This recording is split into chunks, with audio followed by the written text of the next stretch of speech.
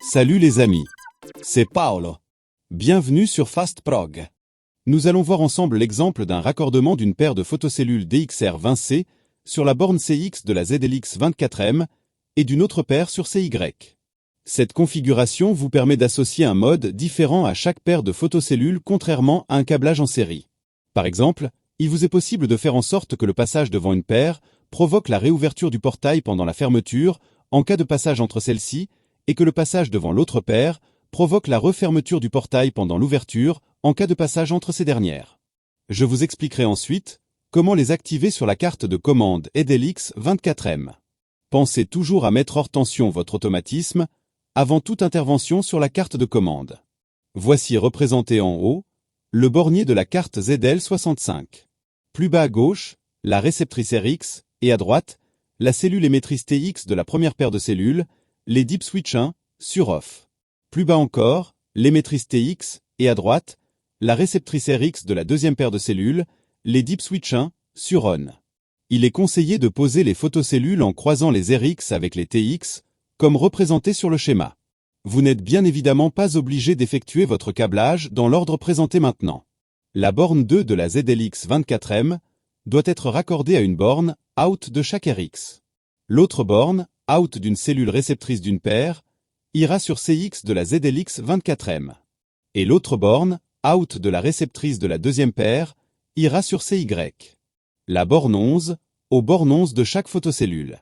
Et la borne 10, aux bornes 10 de chaque photocellule. Et voilà, le câblage est terminé. Dans notre exemple, nous sommes sur CX et CY. Mais si d'autres dispositifs de sécurité étaient déjà branchés sur CX et CY, alors vous pourriez effectuer un branchement en série.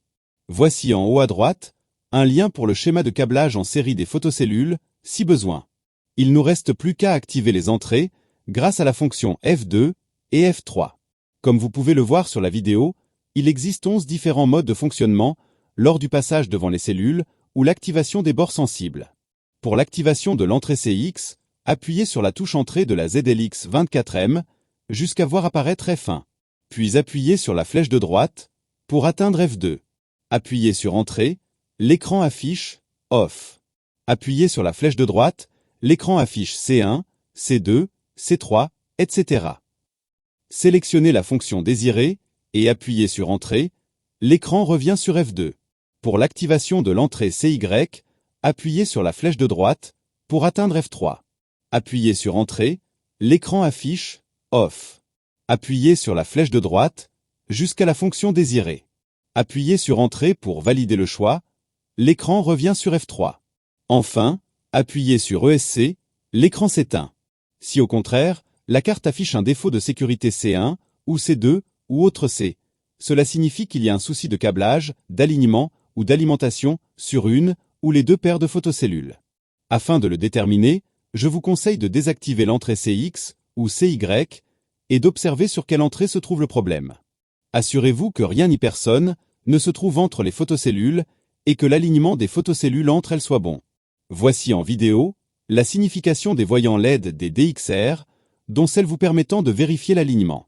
Contrôlez la présence de tension entre les bornes 10 et 11, elle doit être d'environ 24 volts alternatifs.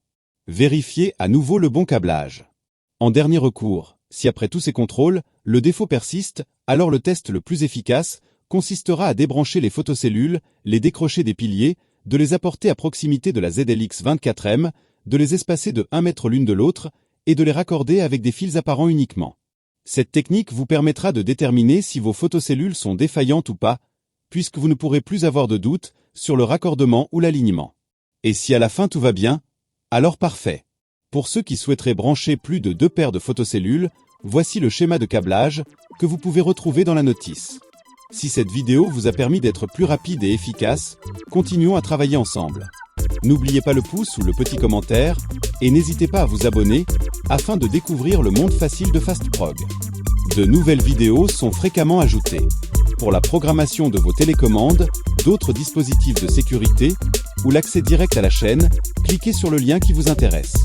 Arrivederci. Alla prossima!